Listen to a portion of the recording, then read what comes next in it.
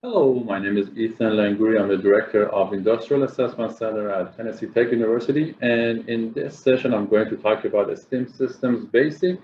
I'm going to mostly review a source book for industry entitled Improving STEM System Performance, a source book for industry, second edition by U.S. Department of Energy, Advanced Manufacturing Office. As you can see in this steam system schematic, there are different sections in a steam systems.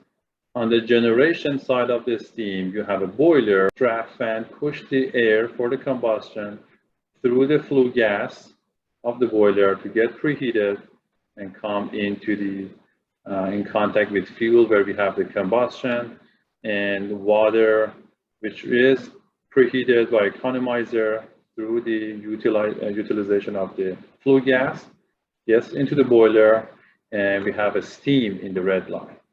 Where at this point we get into the distribution section where the steam is transferred to the end user section.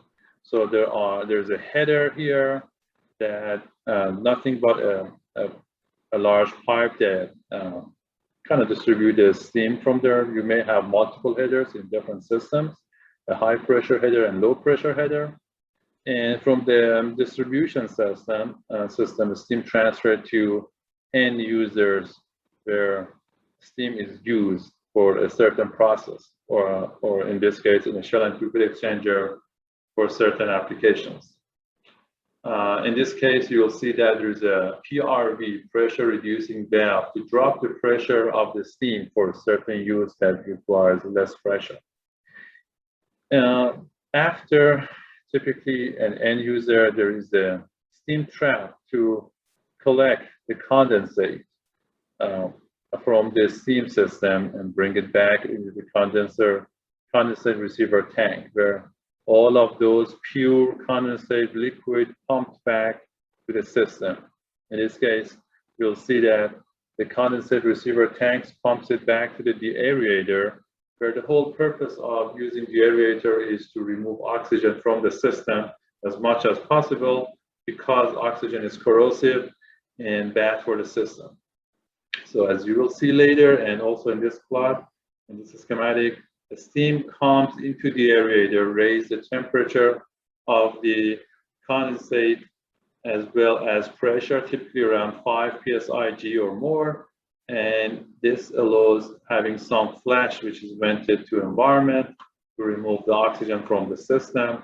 And the rest of the liquid goes back to the feed water pump and back to the system. So this section of collecting the condensate and using the aerator to help adding the collected water back to the system is part of the recovery of the steam system.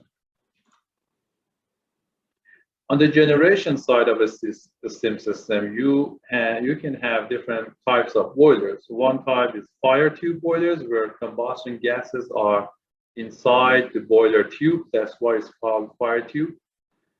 And fire tube boilers are often characterized by the number of passes, referring to the number of times the combustion gases flow the length of the pressure vessel.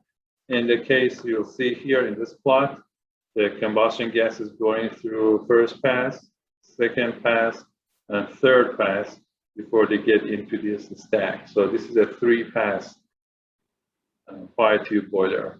And remember, one boiler horsepower is equal to 33,475 BTU per hour.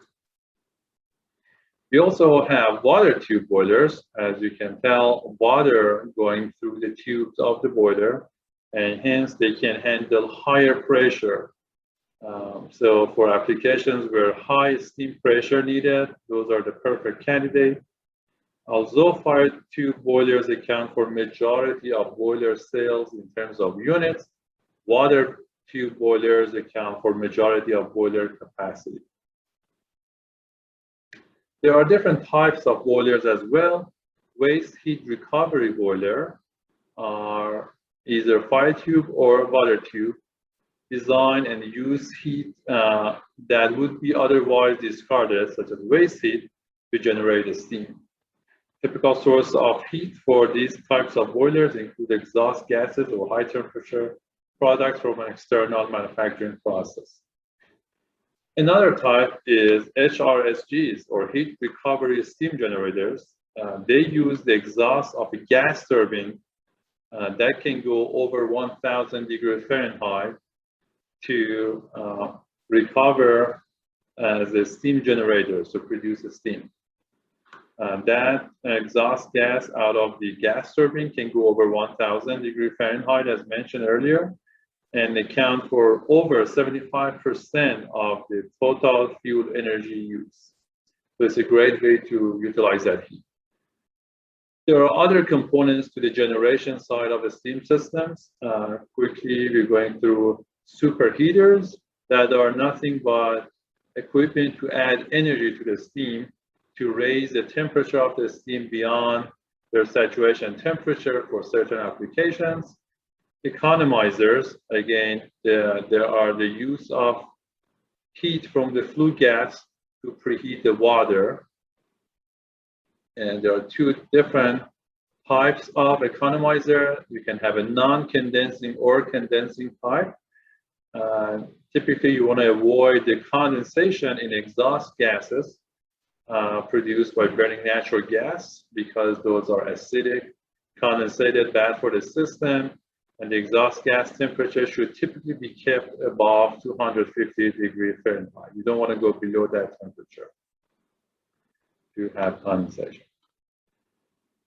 Combustion air preheaters, as discussed in the schematic, is utilizing the flue gas heat to preheat the incoming combustion air. And a rule of thumb is you gain 1% efficiency in the system for every 40 degree Fahrenheit increase in the air temperature.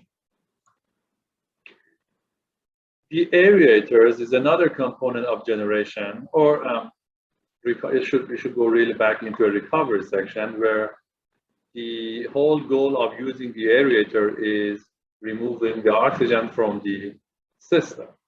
So the aerators use the steam to raise the temperature of the condensate liquid collected in order to remove the oxygen as much as possible, which is going back to the system typically, and they're kept at a 5 psig or up to 7 psig pressure, and feed water oxygen content can be reduced to a level of 7 to 40 parts per billion. In some applications that requires further removal of oxygen, you can use scavengers to further remove oxygen. Fuels, another component of generation part of the steam systems. There are different types of fuels for boilers. Natural gas is one of the most used one, coal, propane, fuel oils, and waste fuel. Almost 78% of boiler units and 56% of industrial boiler capacity are identified as natural gas boilers. Some industry use byproduct as their fuel in their systems, such as paper industry, refining, or primary metals industries. And coal, oil, and wood are other important fuels that used in certain industries and regions, but account for less fraction of those fuels. We have blowdown and blowdown system. So the whole purpose of using blowdown is in order to remove solid particles dissolved in the liquid water inside the boiler, because they're bad for the system. So this way, you're removing those dissolved solid particles by having a blowdown from the system. But as you can know, as you can say, the liquid that is dumped has a high pressure, high temperature. So it's best to use those in a flash tank or a heat exchanger to utilize that heat for certain application before dumping the blowdown into the system, out of the system. Under distribution system, we can talk about steam separators. The whole goal is to remove water droplets from wet steam. Wet steam is a steam you have water droplets mixed with the steam, generally relying on controlled centrifugal flow that forces entrained moisture to the outer wall where it's removed and separated. Steam traps also collect condensate to pass into the condensate return tank, and while minimizing the accompanying loss of steam. So there are different types of steam traps, and the whole goal is to remove liquid condensate from the steam.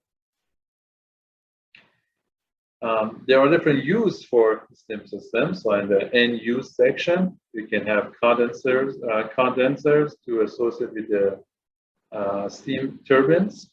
We can use it as a dryers to reduce the water content of a solid.